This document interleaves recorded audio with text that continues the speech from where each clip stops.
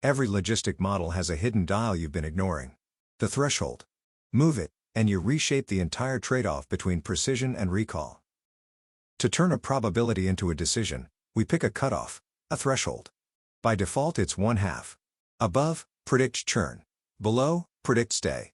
But nothing forces it to be 1/2. Here are 12 customers, lined up by the churn probability our model gave each one. Red ones truly churned, green ones stayed. Notice they mostly separate, high probabilities on the right, low on the left, but not perfectly.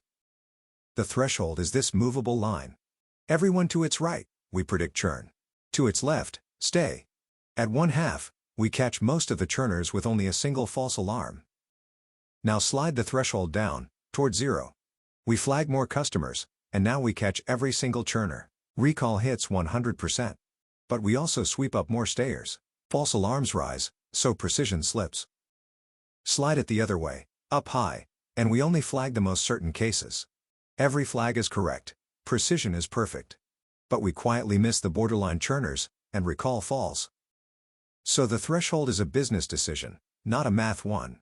Screening for cancer? Set it low, catch everyone, and tolerate the false alarms.